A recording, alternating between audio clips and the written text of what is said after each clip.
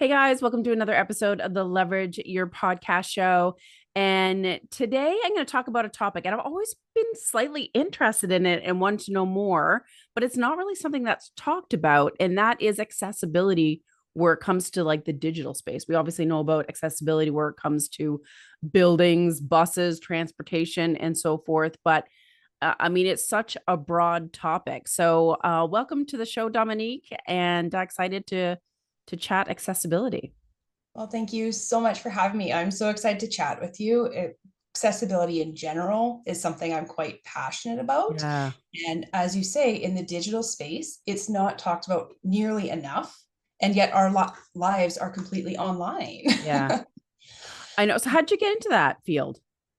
It's been kind of a zigzag track. I think most Oh yeah, I entrepreneurs know that probably well. are. But I started out my career as a early years elementary teacher in the special education space and as the inclusive education coordinator in the schools. And then when I had my kids, I stayed at home with them like a lot of moms do and realized I couldn't go back into the classroom. So I started working, doing some VA stuff in the online space. I moved into Pinterest management. I moved into blog Mm. writing. I really explored kind of the content marketing side of things.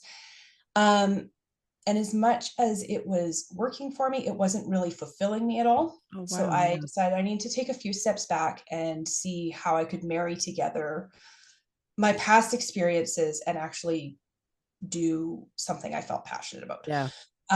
So I've kind of taken everything that I learned about online business and content marketing and website development and everything I dabbled in and have brought it back to my grounding roots of inclusivity Yeah. and accessibility. That's amazing. And it's such a hot topic, and we all need to be really just aware of the differences that we all have. So when we talk about digital accessibility, like to me, I think of people that are hearing impaired or visually impaired. Like who does it impact? Honestly, it impacts everybody. Mm, Um, you're right. We do typically think of those, what I would say, visible or more dramatic accessibility challenges. But then I also look back on, when I had toddlers and babies at home, how often was I trying to do things one-handed? How often did I need to listen to something as opposed to be able to sit down and watch a video? Or how often did I miss something that was happening and I was better off reading a transcript? So mm, as much as those accessibility pieces, they are for the people that have those defined disabilities. The reality is we all have a disability at some point, and 100% of people are either going to experience a disability in their lifetime or be close with somebody who will. yeah. So whether that disability is something that they have been born with, it's a result of an accident, it's a result of circumstance, like I say, having little ones, having a broken arm, Yeah. uh, suffered hearing loss at work, whatever that is, we're all going to, or age, we're all going to go through something at some point that is going to impact our ability to interact with the world on the kind of the normal level. Yeah. And I don't like using that term normal because we're not. There is no norm. But when we don't take into account disability and disability inclusion, we're insinuating that there is a norm True, that we're true. referencing. So um, as far as who it impacts, statistically, like I say, 100% of us are going to be impacted in some way, whether it's us personally or somebody we know.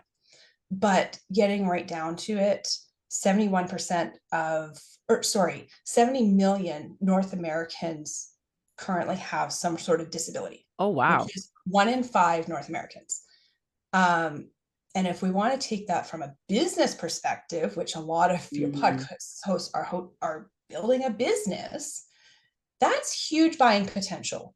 If you're looking at 70 million people in North America, 1 in 5 people, like we need to adapt what we're doing to meet the needs of everybody, Yeah. not just what we consider to be the norm. Yeah.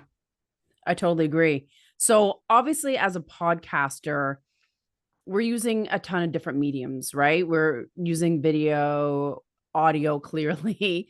We have websites, blogs. Um, so what areas do you touch upon where it comes to podcasts? Like what do we have to be aware of? Well, just the simple fact what you mentioned of having those different formats of the podcast, that's already a first step in Yeah. accessibility because we're already starting to cater to those that either have a hearing disability and require it written content, or maybe it's a cognitive Mhm. disability. I myself have ADHD, and I benefit greatly from a podcast that has a transcript. Um, so you're already meeting some of that Okay. by repurposing into the blog, by creating those transcripts, right? And then there's also the podcast itself. We're looking at what is the actual audio quality True. of the podcast. Right before we got on the call, I'm having a tech malfunction with my headphones.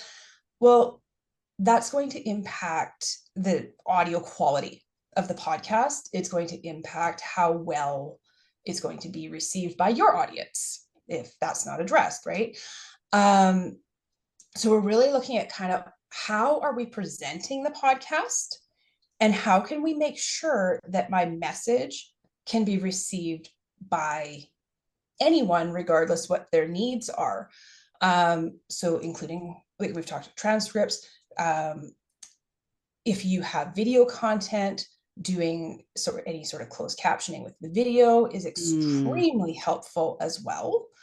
Um, Repurposing into blog content is helpful in the sense that people need to see or read things multiple times before they actually feel the message. yeah, And from a marketing standpoint, I think most people realize that, but accessibility comes into play there too, because if you haven't created content that feels accessible to me, I'm also going to skip over it. Like statistically, 71% of people with accessibility needs are going to abandon websites that they feel difficult to use. yeah, So if I don't feel included and welcomed into your content, into your websites, I'm going to struggle to engage with your content. exactly. So do you have, I know you do an audit, of course, on your website, which we'll share towards the end of the episode. But what are some like little checklists that we should look at, maybe on our website or the audio or video?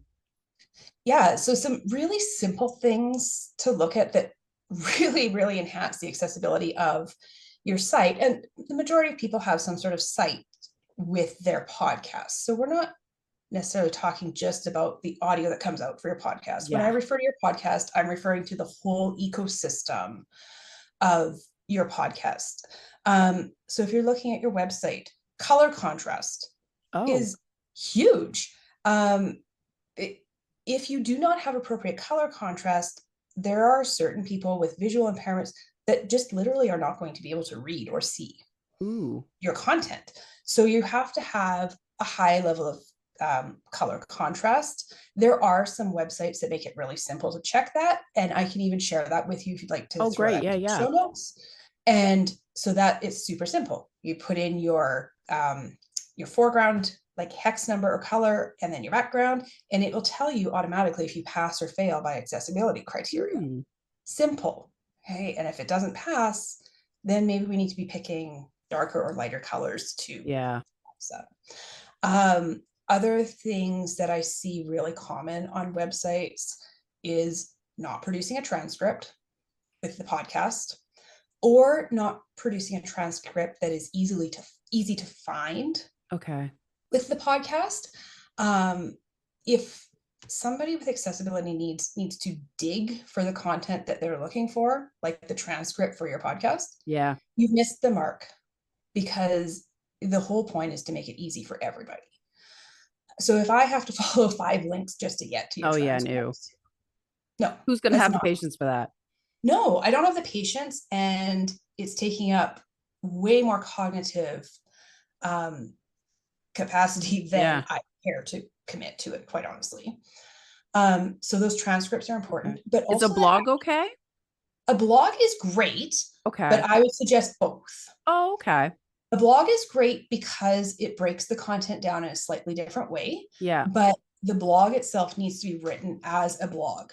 Often I will see people throw their transcript up, call it a blog, Yeah. and they Yeah. check it off the list. But if you picture yourself, if you would you want to go to your website and just verbatim read the transcript, or would it be more beneficial, excuse me, to have headers that break it down, point forming, the content, where I can extract the same information from that blog post that I may have gotten from listening to the podcast, but in a way that's actually meant to be read, as opposed to the transcript where you're going to have speaker labels.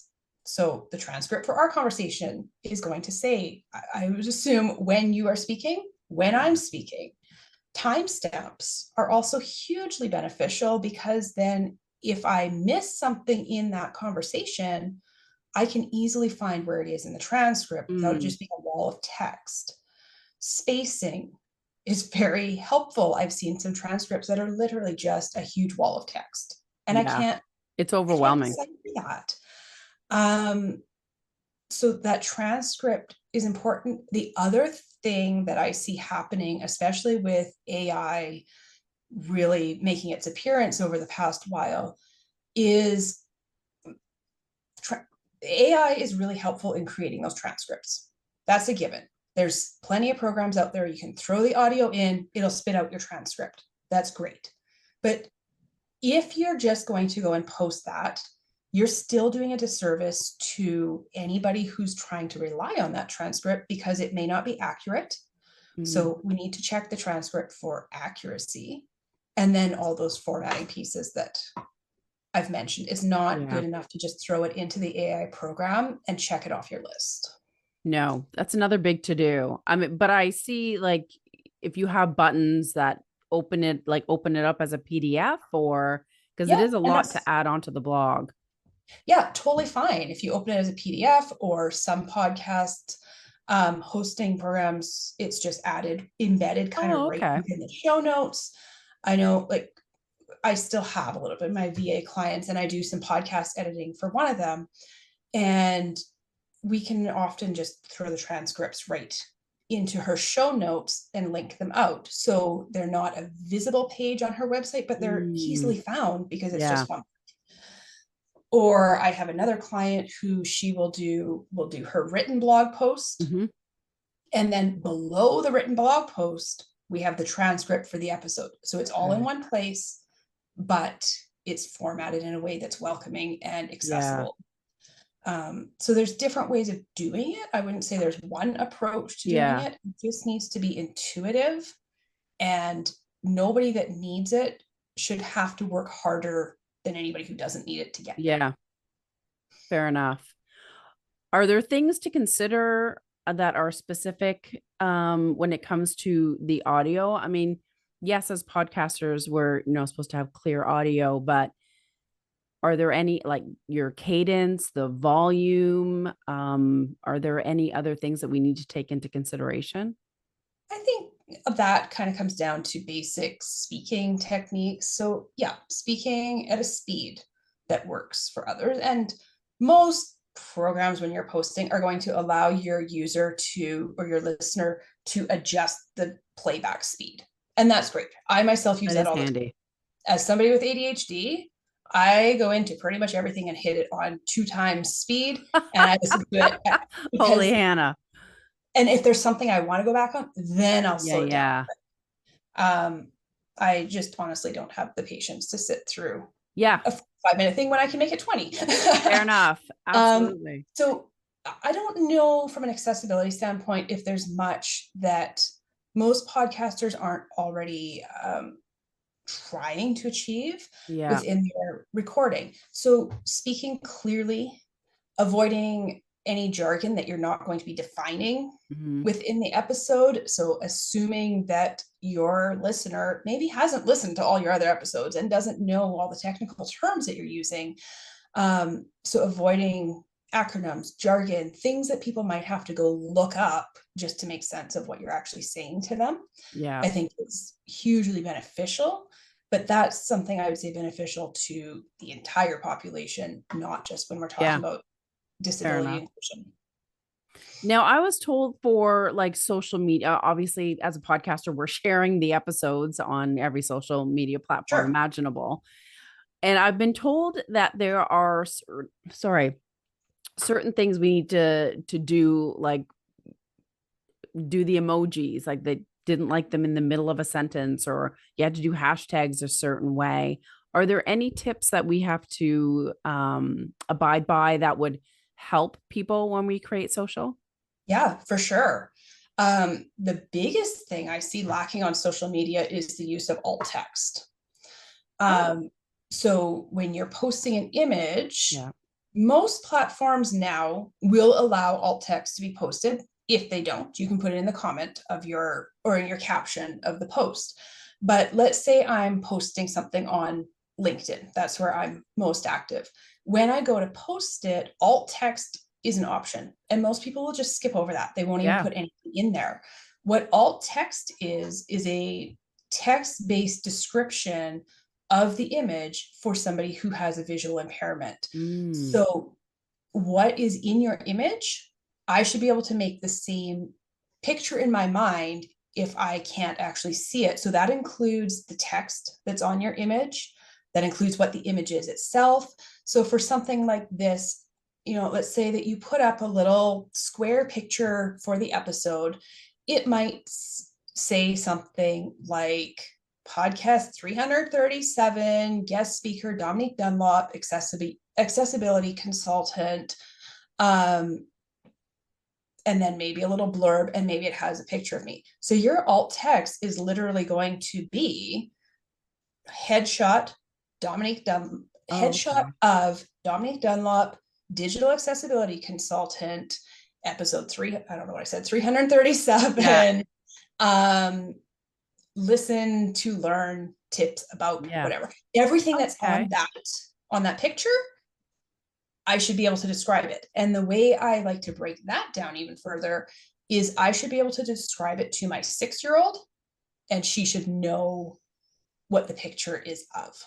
Right. So alt text skipped so often on social media. Yeah. I've And never, it didn't needs even to know be it was there. a thing, to be honest. Yeah, it has to be there because you've automatically cut out anybody with a visual impairment if you are not relaying that in your Yeah. caption or in alt text. Other things on social media, I know you mentioned hashtags. So there's something with hashtags called camel case.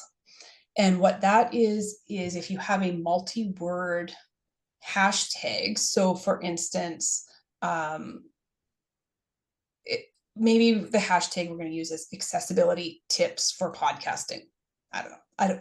Maybe don't use that. It's probably not a highly searched hashtag. But if we were, rather than just typing that as a long string of text, a screen reader isn't actually going to know where the word breaks are Ah, within that. So to use camel text, each word within that hashtag gets a capital letter at the beginning. So it's not what we were taught in school as far as how to use capitals, because yeah. that's proper nouns, beginning of sentences, all of that. But it allows a screen reader to verbalize the hashtag appropriately Okay. because it tells it these are all individual words as opposed to it trying to just read a string of letters Yeah. that might Yeah. come as who knows And what. even for me, it is easier to read. And I am For seeing sure. that more and more, having the camel Yeah. case. I know, I love the term Yeah, for it. because our eyes can follow Yeah. that. So there's the alt text, there's camel case hashtags, and there was something else you mentioned. Emojis. Emojis. Yes, emojis are another thing that they're fantastic. I love emojis. They're so fun. They help you make your message more impactful. They give tone to your message where we can't always get that in text. The problem is that each emoji has a very specific way that it's read by a screen reader. So if I start my caption and I think what I'm writing is super hot caption, super hot tip, so I put 15 fire symbols at the beginning of my caption, what my screen reader is going to hear when they go in to listen is going to be something along the lines of emoji, fire symbol, emoji, fire symbol, emoji, fire Oh symbol my 18 God. times. And they're gone. They're not sticking around to hear what I had to say. So and the other thing that I sometimes see with emojis is using emojis as bullet points when you're listing things Oh yeah, out. everyone does that. Yeah, and it looks super cute. It Super does. cute. Except for to a screen reader, it's going to read like emoji, smiley face with sunglasses, wear sunscreen. Yeah, Like whatever yeah. and it disrupts the message. So Mm, emojis can absolutely be used. I recommend not using a string of more than one in a right. row because then it's not a huge disruption, and avoiding using them as bullet points. For your bullet points, stick to a bullet point or a numbering system and put your emojis towards the end of your caption is Ah, best practices. It gives you the chance to still share your tone, but it's not super disruptive to the message that's being yeah. received by an audio user. I know. And you don't even like think about that. So when Yeah. someone is hard of, has hearing impairment, they'll actually use a device on their phones or their computers or whatever, and it like reads everything that they're recording For for them. visual impairment, Yeah. yes. Sorry, that's what I meant. Yeah. So for Goodness. visual impairment, they can Yeah. access, if we've produced it properly, they Yeah. can Yeah. access content in an audio format. So they are hearing our images, they are hearing our emojis, they're Right. hearing text read to them. But we have to remember it's literally like a computerized robot reading to them, and it's going to read it with a very computerized robot Yeah. tone to it. So can it be read that way and still interpreted the way I meant it? Yeah, Important. for sure. So besides the visually and hearing impaired, are there any other disabilities that we need to consider? Um, like there's definitely cognitive disability that comes into play, and that's where making sure that we are doing that what we've talked about so far and producing the content in multiple ways. I know I followed you on LinkedIn for a long time. I know that you're a huge advocate of repurposing and that kind of thing. That's all helpful, Mhm. especially in that realm.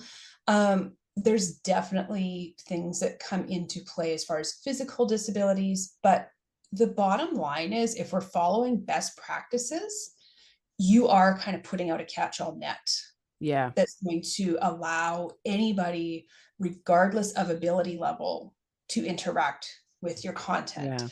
Yeah.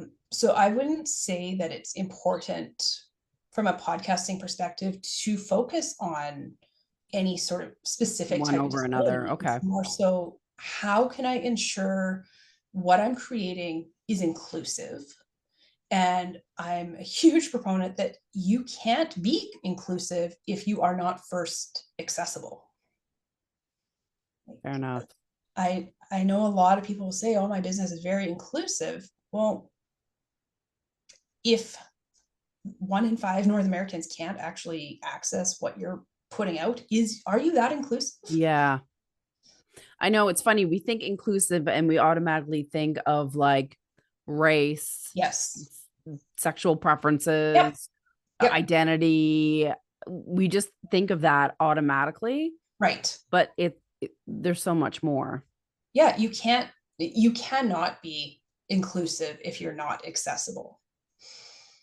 Now, for a website, like I've been told this too, like things that are all caps or white text on dark backgrounds, are are there things we shouldn't do on our website?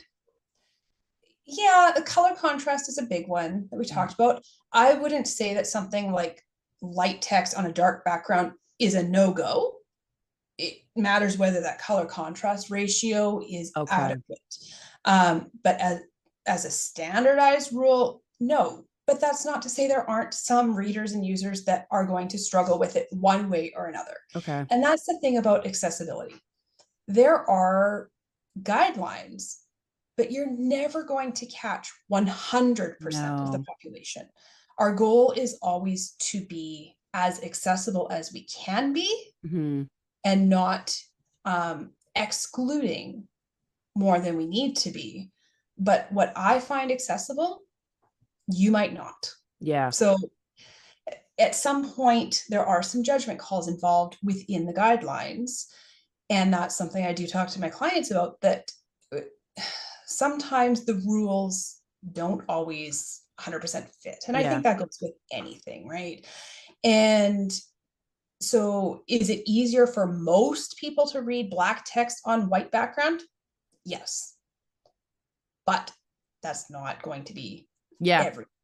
So if your goal is always to include the most amount of people, I think that's a good starting point. And that's kind of where somebody like myself comes in and is able to guide you in what does that actually look like. Yeah. And we always start with the guidelines.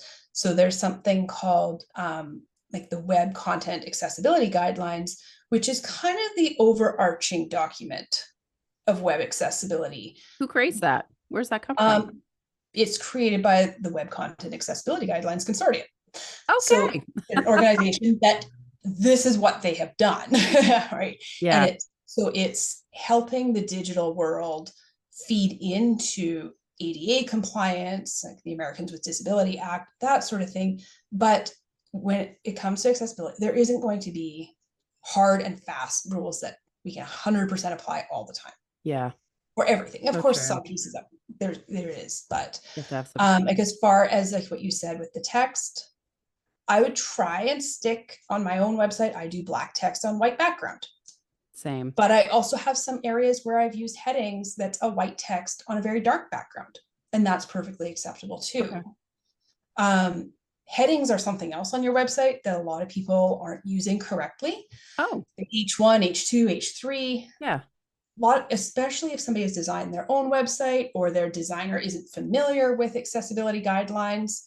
A lot of times I see those headers being used really from a visual standpoint of, well, I'm going to make my H1s bigger, H2s smaller, and using it from visual. And there is 100% a visual component to it, but there's also a screen reader component. And the screen reader needs to be able to see what the structure is of the website based on the headers. So that's something else that I help my clients work Oh, through okay. as well. Also on websites, what I often see happening, we talked about alt text on social media, and I've seen many websites, especially in the past few weeks that I've been looking at for my mini audits, and they're using alt text, which is a great first start, but they're using it incorrectly. They're using it from an SEO standpoint. Yeah. So they're loading up that alt text section with SEO terms in hopes of boosting their website. In reality, they're probably hurting themselves because Google does know the accessibility status of your website. Um, Mm. so that alt text, there are ways that it can definitely benefit you from a SEO standpoint, but it still has to be helpful and usable by somebody who's using a screen reader. Right. So for example, let's say on my website, let's say, and I probably have this, probably, let's say I have like a stock image of, or one from my branding photo shoot of me working on a computer. I could say woman working on a computer. That does describe it. But I can help my screen readers and boost my access or boost the SEO on my website by, first of all, I use my name because it's Yeah. my brand photo shoot. So mine would say something like Dominique Dunlop, digital accessibility consultant, conducting accessibility audit. Ooh. Okay, so conducting accessibility audit on a laptop might even break that down even more. So now my screen reader has a pretty good visual image of, okay, it's the person whose website I'm on. Yeah. This is their role. They're doing their job. as opposed to if I was just using it from an SEO perspective, then I might have loaded up that alt text with just digital accessibility consultant, Yeah. website audit. And it So I gives can some context. absolutely, and that's the key right there.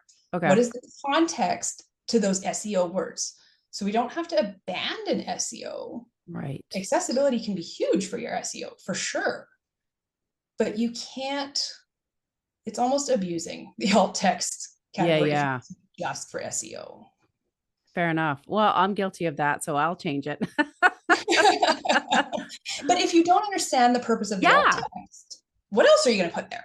Or think Right? about, yeah, or you think I'm not going to, explain every image on my page. And, Right. it just But feels like another, like, why? But yeah, now, again, that's why I'm having you on the show, is to kind of explain that you want to include everyone, not disclude, and so right. that they can actually engage in your content. Absolutely. That's the whole point of the business, the website, the podcast. If Yeah, we're pushing them away, we're not really doing our job.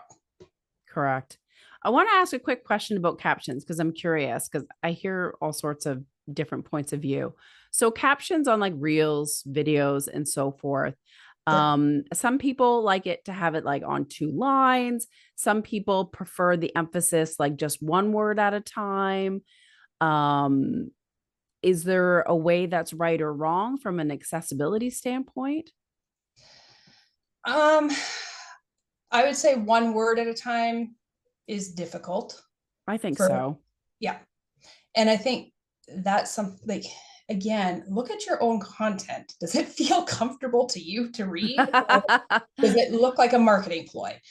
Um, and for a lot of people, that would answer the question there. Excuse me. But color contrast comes into play there as well. I Yeah. see people throwing in their branding colors, or they throw in a fun color just because. Well, if I can't read that, it's not helpful. Mm, The font that you pick, it needs to be an easily legible font for sure. There's so many cursive, fancy, decorative fonts in TikTok and Instagram and that. Well, they're not doing you any use because nobody can read. ah, Okay. Where you have it located in your video, right? Like, have you taken into consideration where all of the icons fall on your video, and is your writing behind those icons? Or TikTok is really bad for, they have like the caption at the yeah. bottom, or the comments start scrolling at the bottom, which is where most people are putting their captioning. Now you've got captioning behind the caption of the video as well as comments, and it's so layered up that nobody can even make it Yeah. It out. makes it awkward. So personally, I've bounced off TikTok, but when I was doing Pinterest management, I was on TikTok, and I always had my captioning up above because there was nothing on the TikTok screen and Mhm. interface that would interfere with that. So did it look fantastic? No, but I knew that everybody could access it. Yeah. So true. And I never really thought about from a font standpoint, but if you're visually impaired, it would definitely make it harder to read any of those soft, fancy fonts that don't have a lot of contrast. And Yeah. And yeah, for sure. So you've got your captioning, and then you can take that step further. We've talked about alt text for images. You can do a video description as well if you really want to max out on how ah, accessible you're being. So again, somebody might not be able to watch my video. The screen reader isn't going to pull any of that TikTok text and that unless they've changed the interface since the last time I was on there. But it's it's not accessible to a screen reader, but you can make it accessible by putting it kind of in your comments and writing it out there. hmm. Um, so that's taking it that step further, that somebody with a screen reader can still engage and receive my messaging without interacting with my primary content source. Hmm. So many little nuances. And I Yeah. see like when you're scheduling a social post and it has video description, Yes. and I'm kind of, you sort of Yep. feel like, what is the point? Yep. It's just But I another didn't thing. realize it was from like an accessibility standpoint, which makes sense now. See, I knew I had to have you on here. Yeah. That's why I But have a that's podcast, so I can learn from other people and learn all the extra tricks. but you see those things, and if they've never been explained to you, Yeah. they're not relevant to you. So Yeah. why bother? Yeah. And if you don't know who they're helping or why you're doing it, why would you invest the time and energy either of yours or your teams? I know you've got a team that you work with. Why would you have them put alt text and video Yeah. descriptions and make sure you're using camel case for hashtags? Why would you do all that if nobody has actually explained to you who is Yeah. benefiting? Because it's not you that's benefiting. Yeah. So Absolutely. Well, thanks for your tips.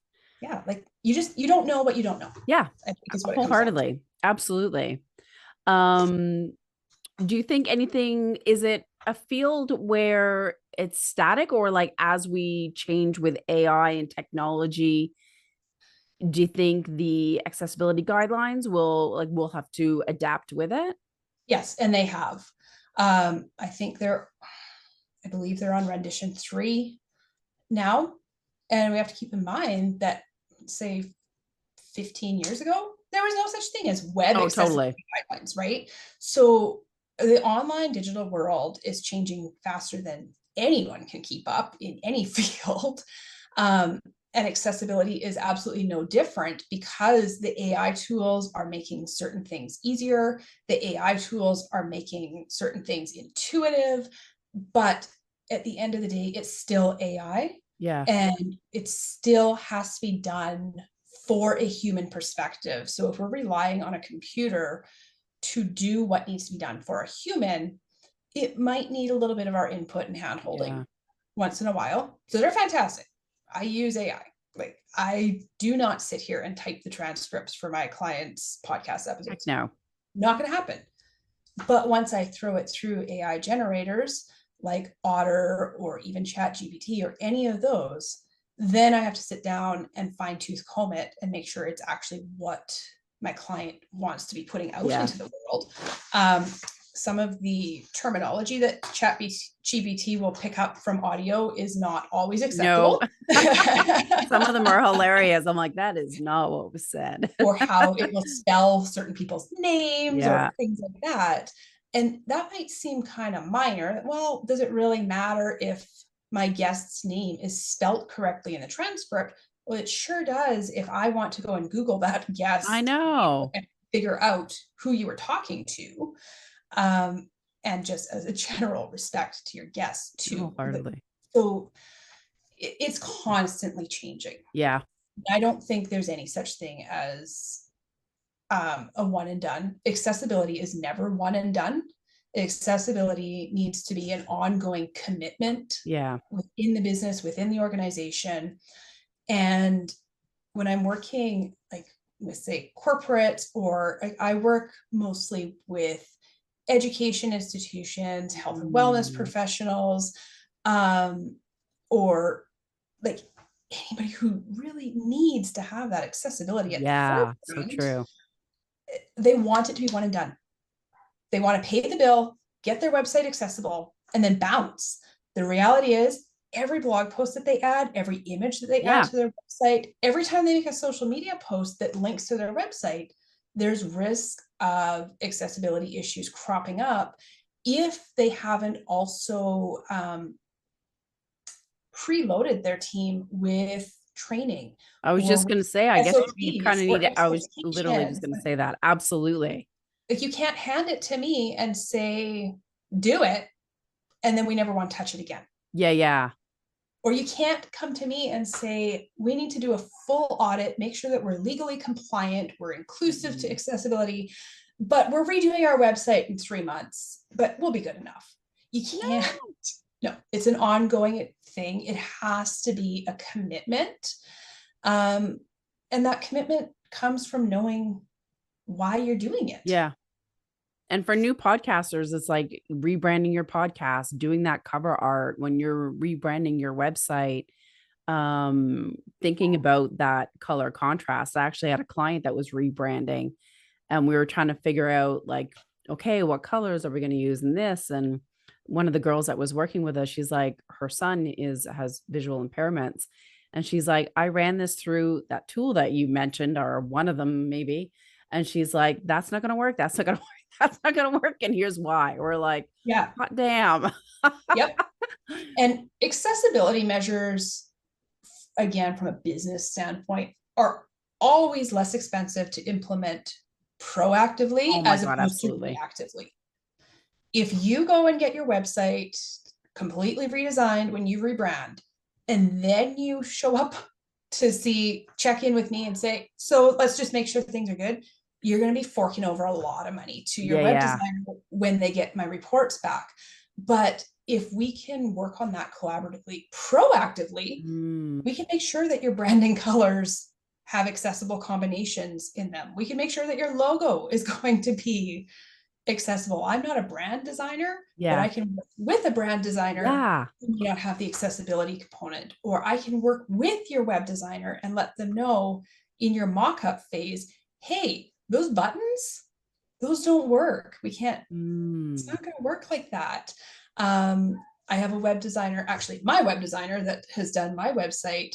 She was creating some templates to sell. And we worked together to make sure her templates were going to be accessible from the get go. So anything we can do proactively, whether we're talking website, whether we're talking the podcast production, whether we're talking team training, whatever it is always going to be more beneficial. And the more buy-in we can get from the team and from anybody who has a say in it, yeah. the more buy-in, the better it's going to be for sure. Because then you have Yeah. a purpose. And the more buy-in that we can get that accessibility isn't just a legal requirement, but a fundamental right, Yeah. Oh, good point. the better off we're all going to be. Yeah. Absolutely. Yeah. And so I'm so glad we're doing this and educating people so that they can do it preventatively and beforehand, especially in the beginning stages of those that are launching a podcast, their website, their business. Oh, Now I know you do an audit. So how can people snag your free audit? yeah, absolutely. So on my website, which is just www.dominiquedunlop.com, on my website in a few places, but primarily like in the banner at the top of my website, you're going to find a link for a free accessibility audit. So what that is, you fill in a quick form. We don't have to meet. You don't need to do your hair or makeup. That's fine. You're just going to fill in a quick form, give me your website. Let me know if you have any current concerns or questions. And if you don't, that's cool too, because for some of your listeners, this might be the first interaction they've had with knowing web accessibility even Mm, existed. Um, so you fill in the form, I get it. And within 5 business days, you'll get a quick recording from me, normally between 5 and 10 minutes, of me going through your homepage and just giving you my quick gut instinct reactions and some really quick and easy tips that you could go and implement right now and make your site just that much more accessible. perfect. What a great resource. Awesome. And we'll have that in the show notes, of Perfect. course. And yeah, thank you so much for being on the show and sharing your wisdom and helping make podcasters be more accessible. Well, thank you so much for having me. I love chatting about this, and it's Yeah, definitely something I'm very passionate you about. So I are. was Love super it. excited when you reached out to me. Yeah, fabulous. And of course, connect with Dominique on LinkedIn. I'll have that in my show notes as well. And yeah, we will see y'all next week, folks. And thanks again, Dominique. All right, thanks.